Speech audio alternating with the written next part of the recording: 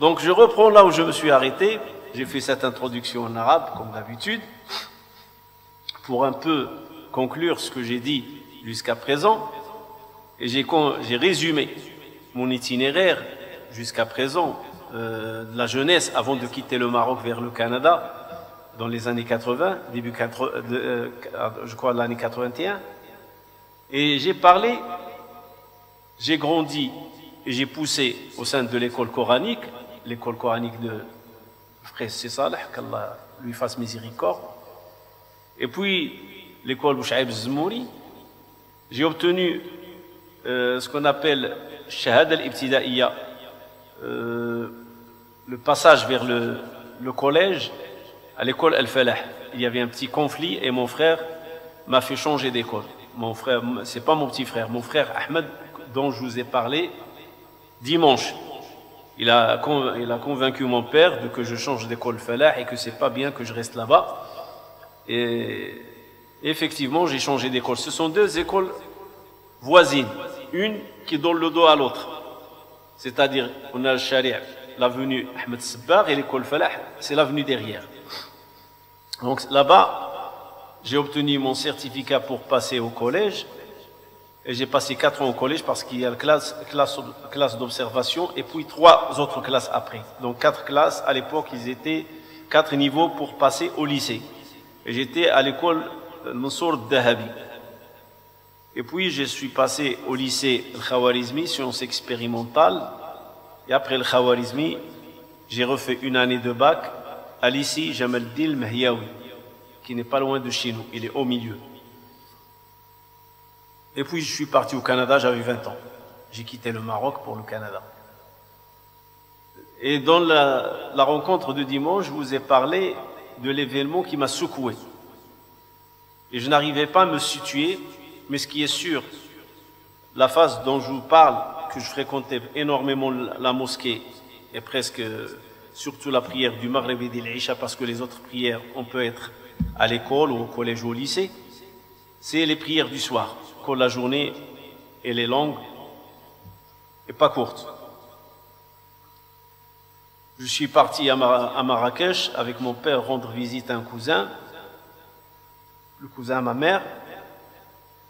Et de retour, ce personnage qui est supposé être un éducateur, une personne qui nous forme dans le cadre de la religion, il m'a passé le premier livre que j'ai lu en islam, le premier livre qui parle de la mouvance musulmane, le premier livre qui me dit que ce que ça veut dire être musulman.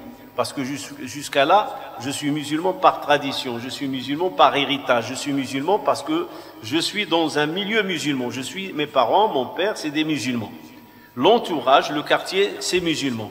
La ville Casablanca, c'est musulman. On entend l'appel des 5 prières. Donc la grande partie de la population, si ce n'est pas 100%, c'est une population musulmane. Il y en a ceux qui prient, il y en a ceux qui ne prient pas, il y en a de tout. Mais jusqu'à présent, l'islam, qu'est-ce que ça veut dire comme appartenance et porter ce qu'on appelle la pensée musulmane, ça je ne le savais pas. On apprend le Coran, on apprend la Sunna, on était à l'école, on apprend ce qu'on appelle at-tarbiya al-islamiyya, l'éducation islamique, qui nous parle pas mal de choses, surtout le côté éthique, mais on porte l'idée de l'islam, ça n'existe pas.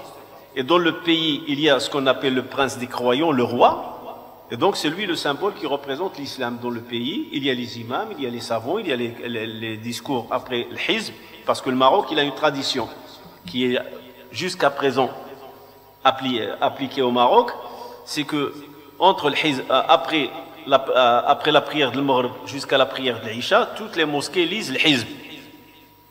On l'appelle le hizb du jour et hizb de nuit. Hizb al-Fajr ou hizb al-Maghrib. Parce que vous savez que le Coran est de 60 hizb. Donc il y a le hizb de la journée et le hizb de la nuit. C'est ce qui fait juz. Il fait un juz.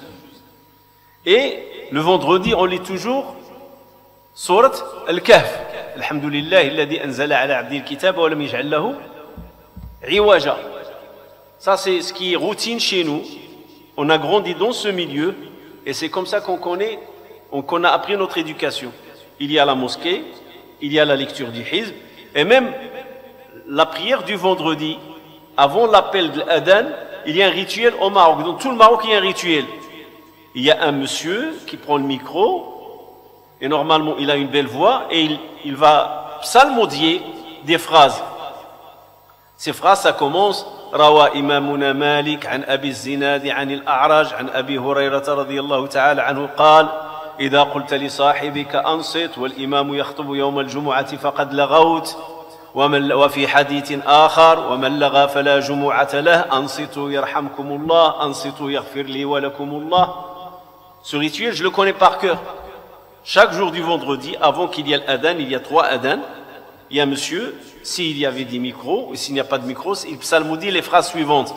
C'est des phrases qui interpellent toute personne dans la mosquée à écouter et à ne pas faire de la distraction, de la vanité, et à être concentré avec l'imam. Et si jamais, au point pour nous inciter à bien être concentré avec l'imam, si par hasard tu dis à ton ami qui est à côté de toi, de droite ou gauche ou devant derrière, prête oreille, tu as perdu la rétribution de l'Jumu'ah.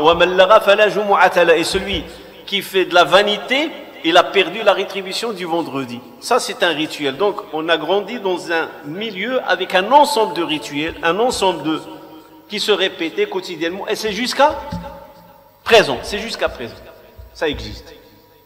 Donc, si vous me posez la question, à l'époque, c'est quoi l'islam? Je vais vous dire, l'islam, c'est ça. C'est ce qu'on voit dans la société. On est jeune, on n'a pas... J'oserais dire, on n'a pas la sensibilité à ce que l'islam il était dans l'histoire. L'islam qui a commencé dans la péninsule arabique, ou la péninsule d'Arabie, puis il s'est répandu et qui a battu 2 grands empires, l'empire perse et l'empire byzantin, et que l'islam, si maintenant moi je suis d'origine maghrébine, marocain, algérien, tunisien, peu importe, c'est grâce à cet islam qui est venu de là-bas jusqu'ici et que les gens, ils ont adhéré à cette religion parce qu'ils l'ont trouvé formidable, ils l'ont trouvé logique, sensé. Ça, on ne l'avait pas. Pour nous, à l'époque, comme il a dit le prophète sallallahu alayhi wa sallam, kullu mawludin yuladu ala al-fitra. Chaque enfant qui naît, il naît dans un état prédisposé. Prédisposé à quoi? Al-fitra, c'est être neutre. Tu ne reconnais qu'Allah. Si l'être humain reste entre lui et Allah subhanahu wa ta'ala, tout être humain reconnaîtra Allah. Tout être humain reconnaîtra Allah. C'est ça la fitra, fitrat Allah. Allah nous a créés tous prédisposés à le reconnaître. Et reconnaître qu'il est unique. Mais qui change notre mentalité, ou notre éthique, ou notre foi, ou nos confessions? Ce sont nos parents. C'est notre environnement. Et c'est ce qu'il a dit le prophète, ce sont les parents qui vont le rendre soit juif, soit chrétien, soit musulman. C'est le milieu. Tu vas prendre n'importe quel enfant, tu es de quelle confession, il va te dire chrétien. Ou il va te dire athée. Pourquoi athée? Parce que mon père m'a pas appris. Je ne crois à rien. Ou tu vas le voir aller à l'église, tu te dis, moi, mes parents sont des chrétiens.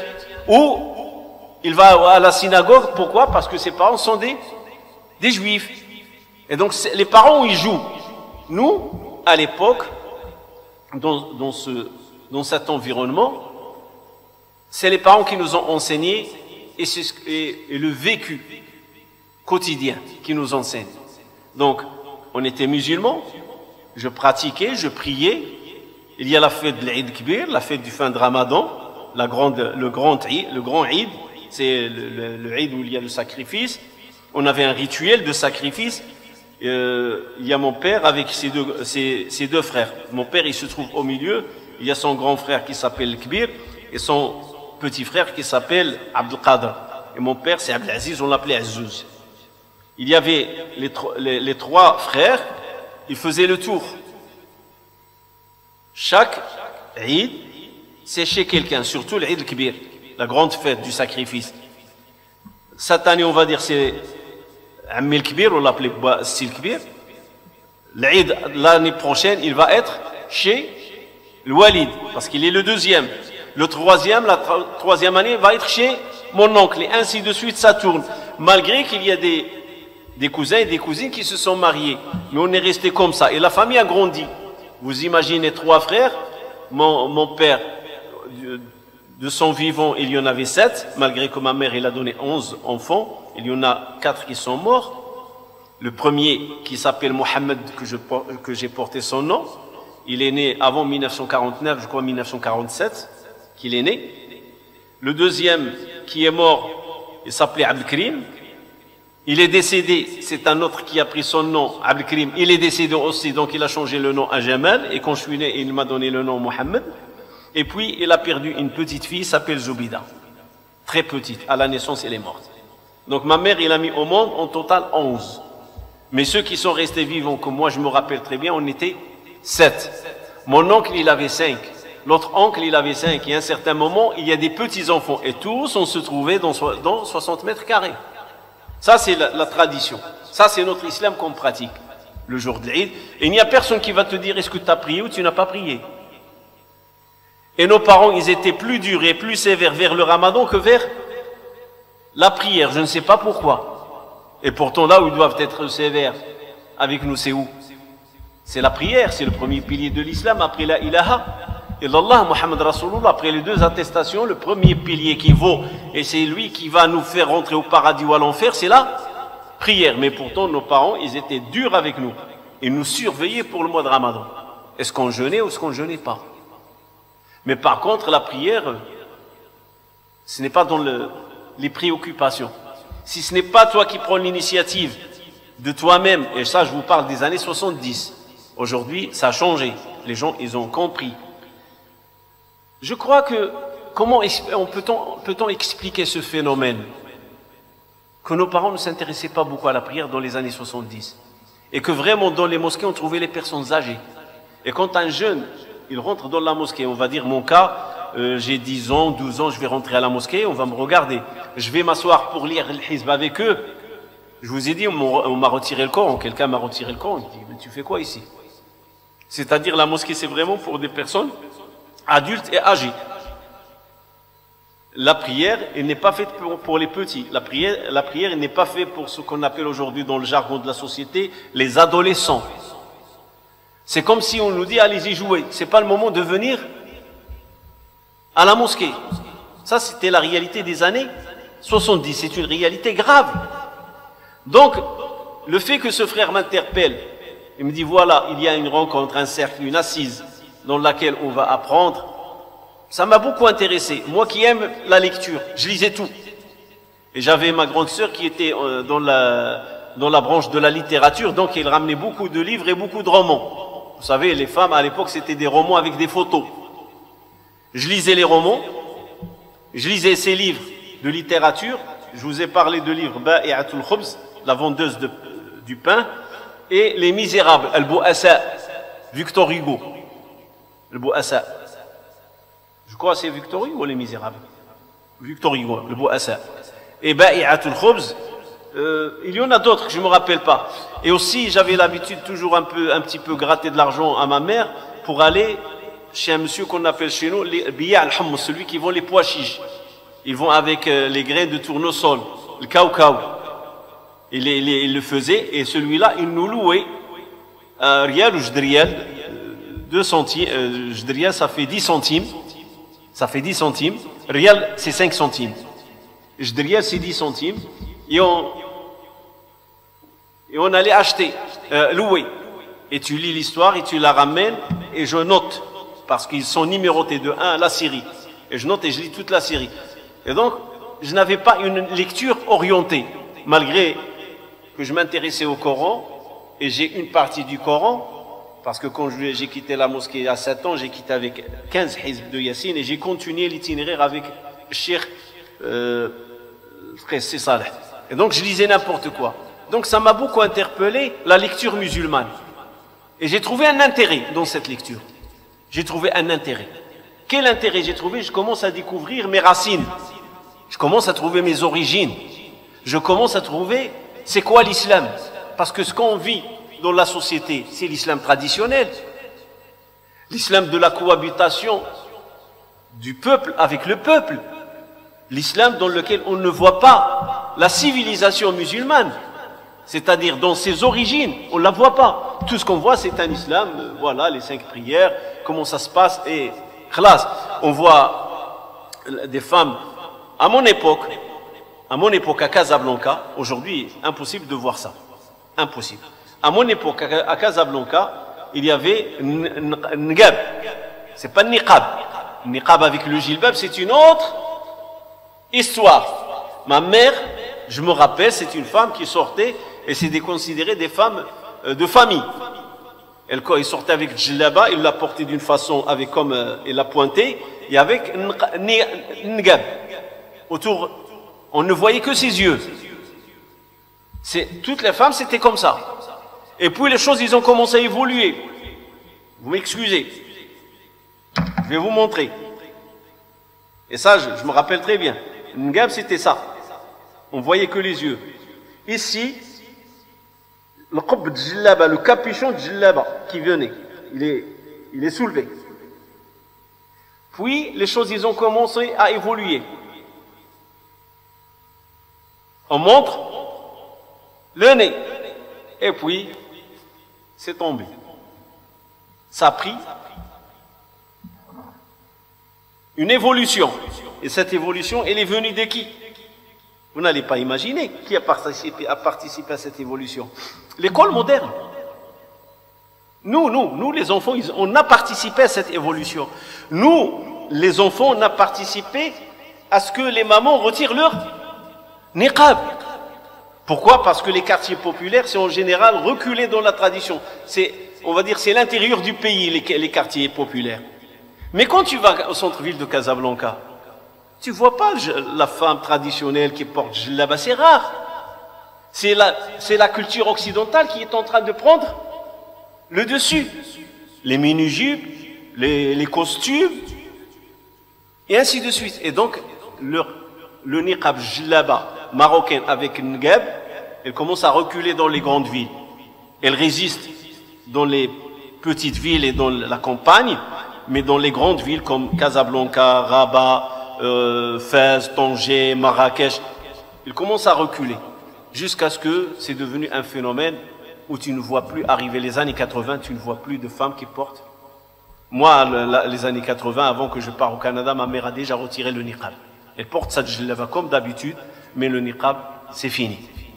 Et puis même le capuchon, avec le temps, lui aussi va tomber, il va disparaître.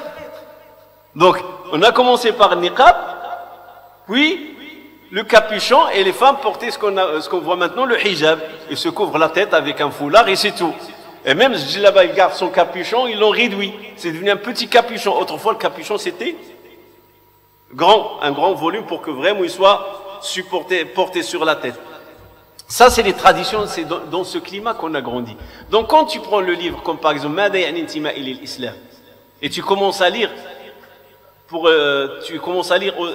ce qu'ils sont en train d'écrire, ce qu'on appelle les penseurs de l'islam. Sayyid Qutb à l'époque, son frère Mohammed Qutb. Chez les salafis, il y avait Taqi-d-Din al-Hilali. Il y a les usul thalat qui commencent à apparaître dans l'environnement de la société. Donc il y a une volonté qui se crée chez la jeunesse musulmane, moi parmi eux marocaine, à lire.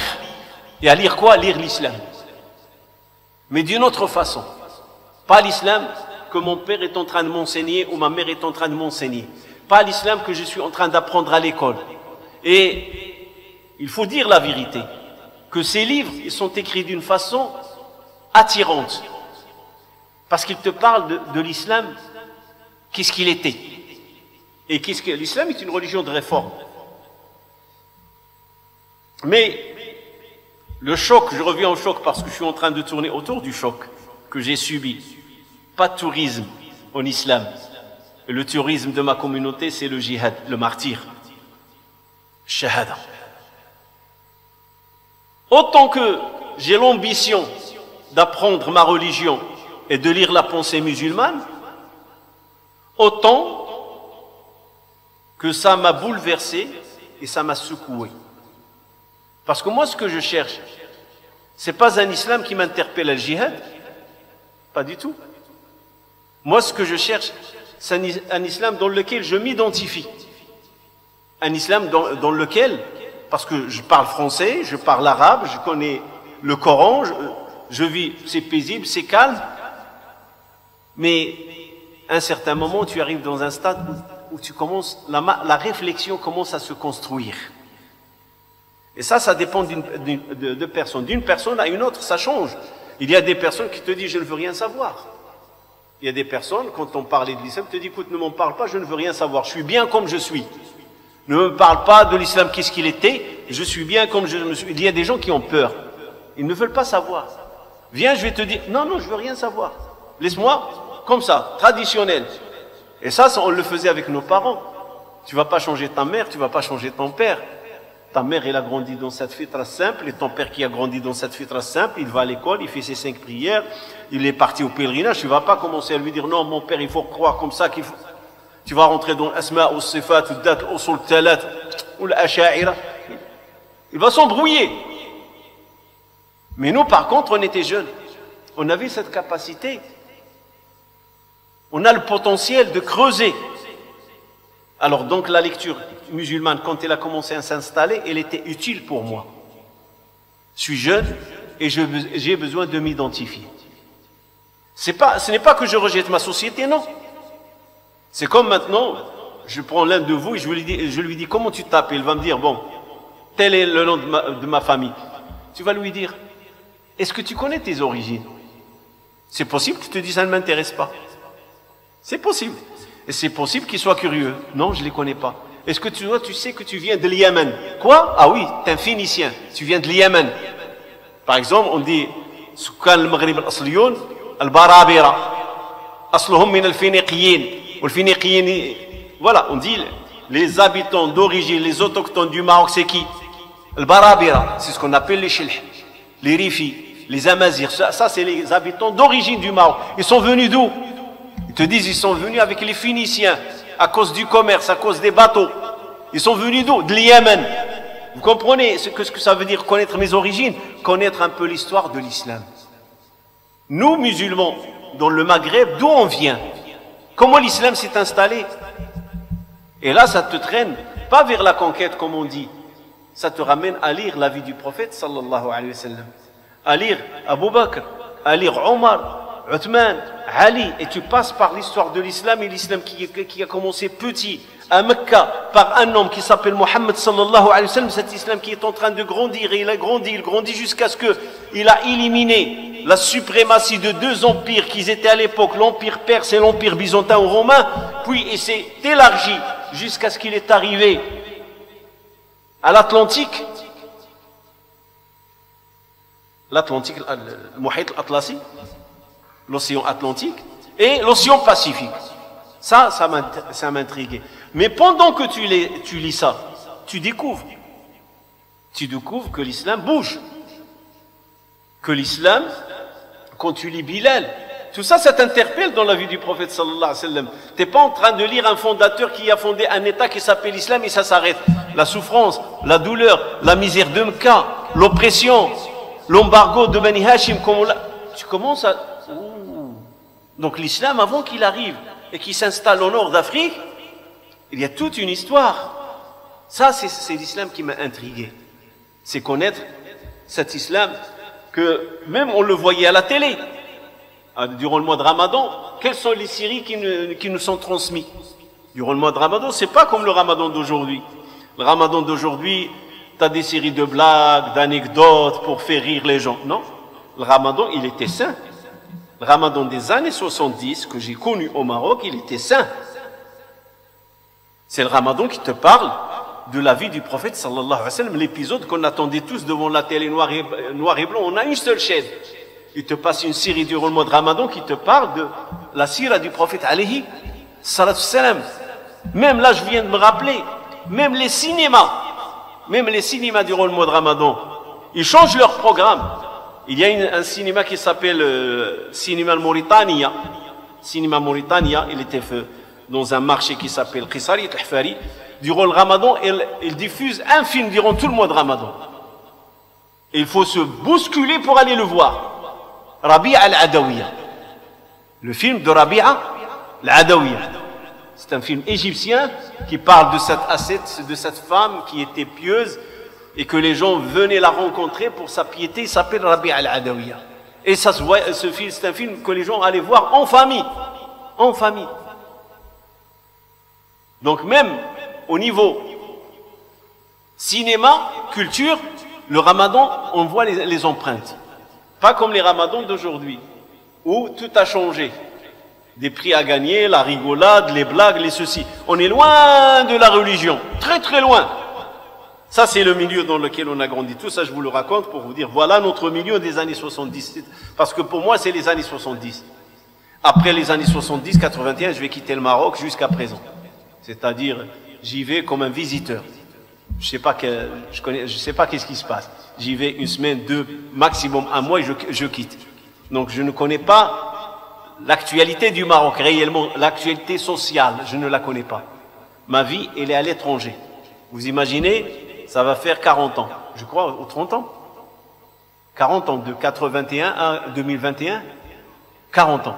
Je vais clôturer mes 40 ans, à l'extérieur du pays. Et donc, je reviens au hadith qui va secouer. C'est bien d'aller dans une assise, c'est bien d'apprendre, c'est bien de s'enrichir, c'est bien, surtout aussi, qui était très intriguant pour moi et très intéressant, très très intéressant, qui va me changer intellectuellement au niveau de ma lecture, c'est les exégèses du Coran, tafsir. Je ne savais pas c'est quoi le tafsir. On écoutait de Durus, mais qu'il y a une matière qui s'appelle tafsir, celle-là je vais la découvrir dans les assises, quand on va commencer à faire tafsir. C'est-à-dire les circonstances de révélation. Est-ce qu'il y a des circonstances de révélation d'un verset ou d'un chapitre? Qu'est-ce que cela veut dire? Et qu'est-ce qu'ils ont dit les savants? Et là, c'est aussi très enrichissant, tafsir. Ça m'a beaucoup impacté, ça m'a beaucoup intéressé. Mais une phrase m'a découragé. Et une phrase qui a fait la rupture avec cette assise et la continuité avec cette assise. Et je vais commencer à devenir, comme on dit, autodidacte. C'est-à-dire, je fais ma propre bibliothèque, mes propres choix de livres. Et je vais arrêter même de prier. Je vous ai dit, je ne me rappelle pas combien de temps j'ai arrêté de prier quand ce monsieur m'a dit, il n'y a pas de tourisme en islam. Et le tourisme en islam, c'est le djihad. Et je vous ai expliqué pourquoi. Mon frère Ahmed Allah Rahmou, qui est mort en 1999, suite à un accident, il est resté dans le coma 22 jours ou quelque chose. Il était dans l'armée de l'air. Il a été arrêté sous l'accusation al-ikhlal bil-amn al-watani, la perturbation de l'ordre national, l'amn al-watani. Au Moyen-Orient, il l'appelle al-amn al-qawmi. L'amn al-qawmi. Et donc, c'est une accusation politique, comme quoi c'est une perturbation de la stabilité du pouvoir dans le pays. Mais quand il a quitté la prison après 6 mois, il a passé des concours, il a réussi un concours, sous-officier dans l'armée aérienne marocaine. Donc il a rejoint l'armée aérienne, il a fait ses études à la 4e base ici. Je me rappelle, je lui écrivais, et c'est la 4e base, c'est 4e Bafra, base aérienne française. Il a fait ses études ici en France, 4e base. Il a intégré l'armée et jusqu'à ce qu'il est mort dans l'armée. C'était en 72-73, il a intégré l'armée en 74, il est mort en 99, 25 ans de service. Alors, ce frère qui a été arrêté, à quoi une arrestation comme quoi il perturbe la politique du pays, ça nous a tous touchés. Et je vous ai dit, ma maman, quand il a pris le père, il lui a dit, c'est toi. T'as amené la police jusqu'à ton fils pour qu'il l'arrête. Et donc, c'était un choc pour nous. Et donc, quand il m'a dit cette phrase-là, directement, il a fait renaître en moi les souvenirs qu'on a vécus, au point que je vous ai dit que les voisinages ne nous parlaient plus. Les voisinages ne nous parlent plus. Tout le monde a peur. C'était dur. Les seuls qui sont restés autour de nous, c'est la famille proche, les cousins, cousines. C'est les seuls qui étaient là, présents pour ma mère, présents pour mon père, et pendant 15 jours, on ne sait pas qui il est où et qu'est-ce qui en est. Jusqu'à ce qu'on a pris, et voilà, c'est une autre démarche, avocat, défense, tribunal, il a eu 6 mois de prison, il est sorti, c'est une nouvelle vie, et ma mère n'arrête pas de lui dire, ne fais plus confiance à personne, ne fais confiance à personne, ne fais confiance à aucune personne. Quand quelqu'un te dit, tiens, un livre, tu ne le fais pas. Donc, j'ai grandi dans ce climat pendant des années.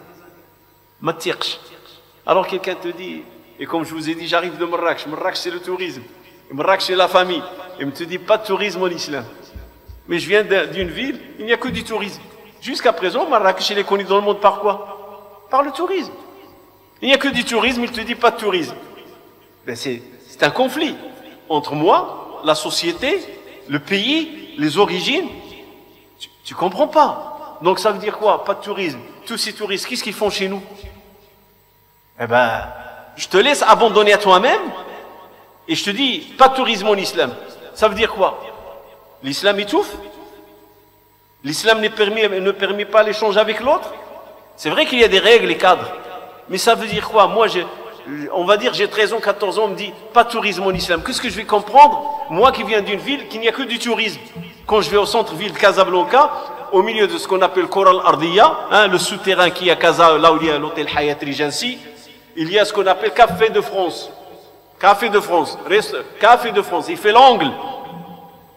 Et quand tu vas au centre-ville de Casablanca, tu vois des Français, tu discutes avec des... J'avais des professeurs français. Le collège, à 90%, je l'ai passé avec des profs français. Que ce soit femmes ou hommes. Le collège.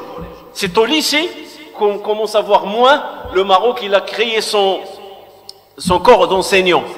Il y a des enseignants de plus en plus marocains. Mais les années 70, la majorité des enseignants dans les collèges et les lycées, la majorité, c'était pas 100%, mais à 90%, c'était les Français. Les profs français qui sont restés après le départ, que la France a quitté le Maroc. C'était des Français. Et ce sont eux qui nous ont enseigné le maths, physique. Je me rappelle, je suis quelqu'un qui écrit très mal. Allah ne m'a pas donné dans l'écriture. Je n'écris pas bien. Je n'ai pas une bonne écriture. C'est comme ça. Alors la première fois, dans le collège Nusur Dahabi, il y a une prof française. Premier cours de biologie. Alors il va commencer la biologie il a dessiné un os. Un os avec le cartilage de croissance au milieu, des deux bouts de l'os. Et il nous a demandé, on a acheté des cahiers, pages blanches et pages soulignées. Des cahiers comme ça, tu as une page blanche et une page soulignée avec des gros carreaux pour faire les dessins de biologie. Alors il nous a demandé de dessiner un os, comme elle dessinait. Elle passait dans les rangs pour voir les dessins. On était une trentaine d'élèves. Elle passe, elle regarde bien, ça va, passable, bien, ça va, passable. Quand elle arrive devant moi, elle regarde, il tourne mon cahier, elle le tourne, il me dit, même un chien ne le reconnaîtra pas. Je me rappelle, hein. J'ai dit, même un chien ne le reconnaîtra pas. Je ne sais pas dessiner, je ne sais pas écrire. C'est très difficile pour moi, ça. Pourquoi? Allahu A'lam. Et pourtant j'ai essayé d'apprendre. Donc je parle de les professeurs, les enseignants, c'était des Français, surtout au collège et au lycée. C'était que des Français. Et le collège, je l'ai passé à 90%, 70, 80, qu'avec des Français. La matière physique, chimie, français, biologie, ces 4 matières, il n'y a que des Français. L'arabe, c'est où? L'histoire, géographie, on l'apprenait en arabe, et la langue arabe. 2 matières qu'on a des professeurs du pays ou de la Syrie. Il y a des profs syriens. Donc on a appris dans ce climat. Donc quand on dit il n'y a pas de tourisme, et toi, déjà dans ton itinéraire à l'école, tes professeurs c'est des étrangers, que ce soit syriens ou que ce soit des Français. Même à un certain moment, quand je vais arriver au lycée, il va commencer à avoir des profs bulgares. Même il y a des profs bulgares qui vont nous enseigner. Tout ça, c'est la mémoire, elle est presque fraîche, je me rappelle très bien. Et le monsieur vient te dire, il n'y a pas de tourisme en islam. C'est-à-dire, on était parti faire la relation familiale, ce qu'on appelle l'Asir al-Qaraba, Silat al-Rahim. Je te dis non, il n'y a pas. Je me rappelle ma mère qui enseigne mon frère et qui nous enseigne tous, faites attention. Alors je rentre à ma mère, je dis voilà ce qu'il en est. Voilà ce qu'il m'a dit. Et on connaît la famille. Ah, ma baqish mchi au lit du jama, ça fait. La maman pense à quoi? Vous croyez qu'elle pense à ma prière, Allah yarhama? Non. Vous savez c'est quoi une mère? Elle pense à quoi? Elle pense à ta sécurité. Elle n'a pas, vous voyez quand j'ai dit que je commence à apprendre la religion autrement, les devoirs, la prière, je vous ai dit, ce n'était pas un devoir dans la société. Croyez-moi, ce n'était pas un devoir. Dans la masse, c'est pas comme aujourd'hui. Aujourd'hui, le contexte est tellement contraignant qu'on a peur de perdre notre identité, qu'on parle de prière, qu'on parle du Coran, qu'on parle d'éducation. À l'époque, il n'y avait pas cette crainte. À l'époque, la vie était simple. À l'époque, on n'a pas peur de la société. À l'époque, je respecte la personne âgée. Ce n'est pas que mon père qui m'éduque seulement. Même le voisin, il peut être un éducateur, quelqu'un qui m'enseigne. Le voisin, les voisins, ils ont les yeux sur les enfants des uns et des autres.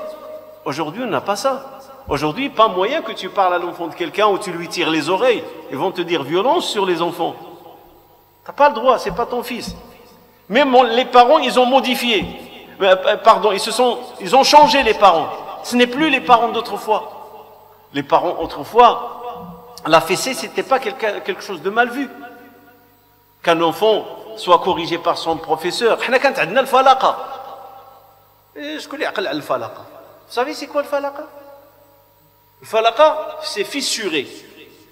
Wallah, il était dans la classe. Quand tu rentres dans la classe, tu as le professeur, tu as le tableau, tu as la craie, et tu as dans le coin de la classe, tu as un bâton qui est long à peu près d'1,50 m, 2 trous, et dans ces 2 trous, il y a une corde qui va d'un trou à l'autre, comme ça. Comme un panier de basket, sauf qu'il n'y a pas de panier. Et si tu apprends pas ta leçon, le prof va prendre le falaqa, et avec le bâton, 2 garçons vont venir, tu vas mettre tes pieds au milieu de la corde, et ils vont tourner le bâton, jusqu'à y serrer tes pieds. Ah, aujourd'hui, ça existe dans les commissariats. Et ça n'existe plus dans les classes. C'est au commissariat, dans les trous, dans les pays du tiers, l'alam mutakhallif, l'alam de torture. Ben ça se trouvait dans la classe. Qasaman billah, c'est dans la classe. Et pourtant, on était à l'école Zbouchaïb Zmouri. C'est une école privée, c'est même pas une école publique. Privée. Et c'est déposé dans le coin. Tu la vois, tu la regardes, tu dis, Ya Rabbi, sallim, sallim. Allah protège que ce ne soit pas à moi, mon tour. Et tu t'allonges sur ton dos, et tes pieds sont suspendus, et l'oustad. Il a jugé 10 coups, tu vas recevoir 10 coups. Et malheur à toi si tu retires tes chaussures et les chaussettes puent, il va en doubler les coups. Parce que tu n'as pas lavé tes pieds. Ça fait partie de la culture dans laquelle on a été éduqué. Hein. Pour nous, et tu ne peux pas dire à ton père ou à ta mère, voilà, regardez mes pieds. Ça fait partie de la culture. C'est mauvais, je ne cautionne pas. Mais seulement je suis en train de vous dire. Seulement je suis en train de vous décrire le milieu. C'est très important de connaître le milieu. Très important. Et alhamdoulilah, dans toute ma vie, jusqu'à 20 ans, je crois que j'ai eu le falaqa une seule fois. Dans le doute. Dans le doute. Mais les tartes, les gifles, n'en parlons pas. Ça c'est comme... c'est donné ça. Que le prof passe et te donne une gifle. Parfois il te laisse les doigts sur ta joue. Ah, comme ça, rouge, tu rentres, la maman sait que c'est le prof ou la prof qui t'a giflé. C'est considéré que ça aide dans l'enseignement. Et une fois, une de mes filles me pose la question, mais quand je lui parlais de ces choses, il me dit, ma grande fille, il m'a dit, mais pourquoi changer? Il m'a dit quand même, nous on a besoin, la jeunesse d'aujourd'hui, on a besoin qu'on nous serre. Je trouve qu'on nous a donné trop de liberté. C'est-à-dire, un prof n'a plus de contrôle sur les élèves. J'ai dit, moi je ne suis pas avec les coups, et je ne suis pas avec la violence dans l'éducation. Et celui qui dit que la violence enseigne, si vraiment les coups enseignent, le hamar sera docteur. Tellement, quelle est la bête qui reçoit les coups? Le hamar. Vous allez dans nos pays, le hamar, vous savez qu'est-ce qu'il reçoit des coups? Comment il est fouetté toute la journée, il restera hamar. Il ne changera pas. Donc ce n'est pas les coups qui changent. Mais il faut motiver le jeune à apprendre. Alors donc notre société c'est celle-là.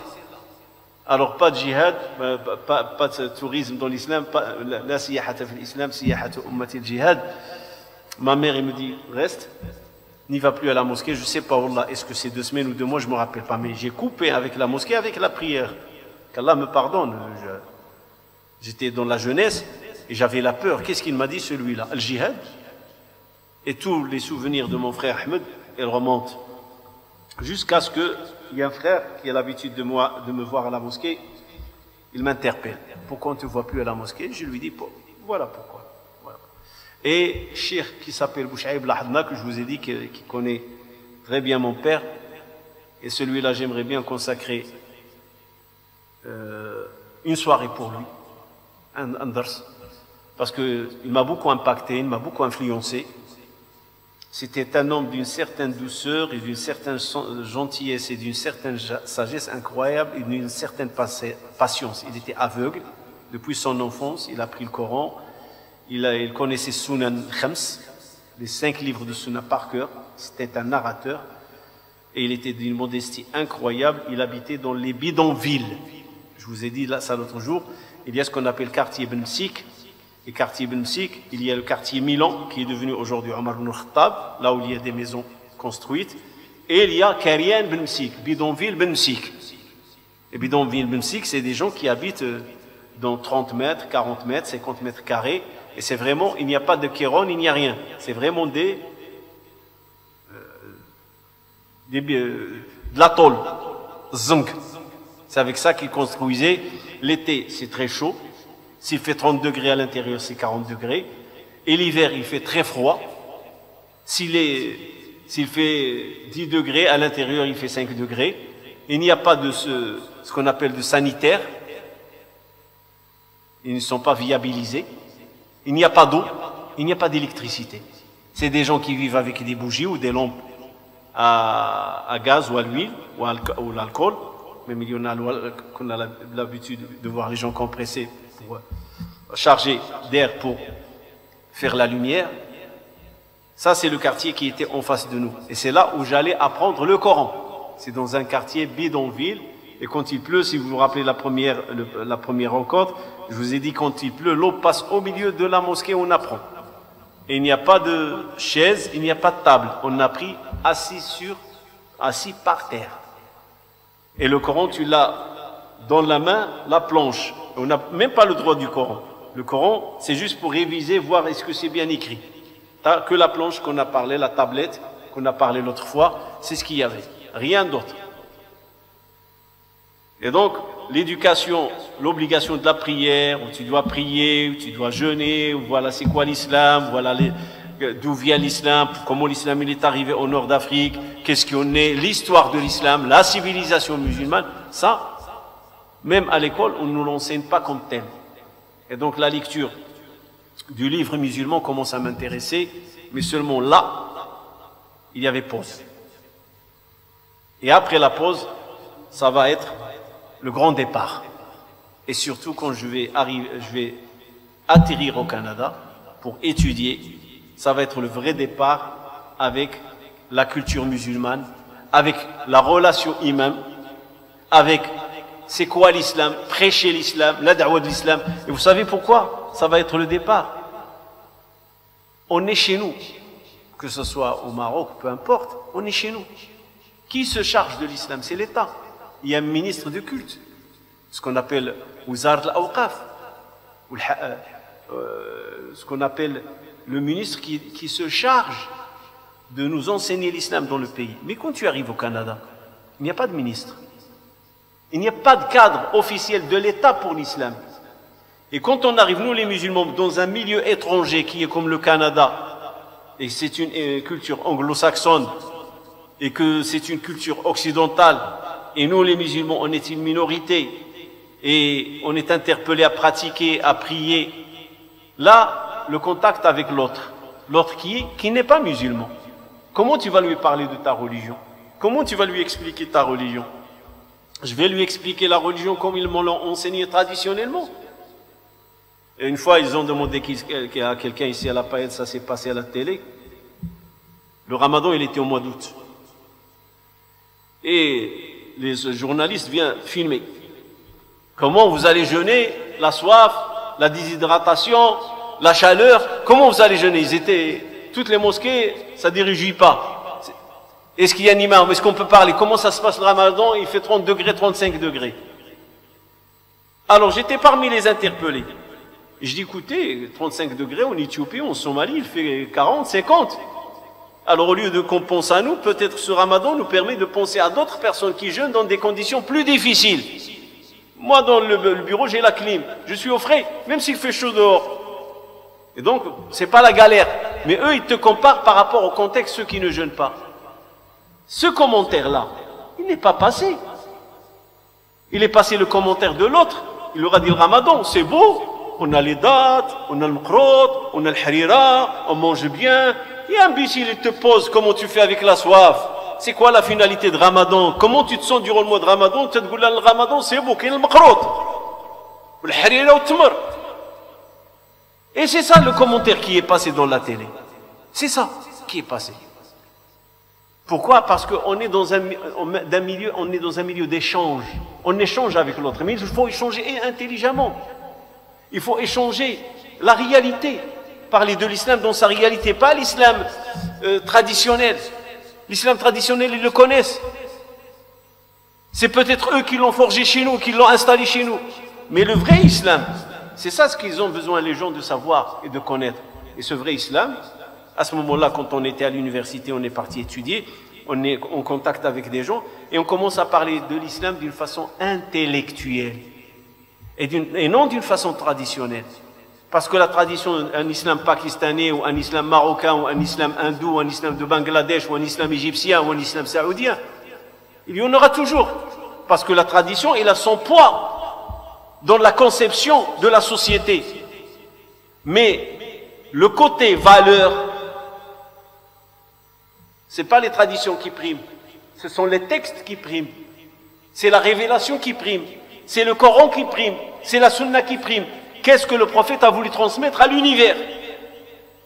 Et ça, les musulmans ne doivent pas avoir de divergence dans ce sens-là. Je m'arrête ici. La continuité demain, Inch'Allah. Subhana rabbika rabbil izzati amma yasifun wa salamun ala al-mursalin walhamdulillahi rabbil alamin.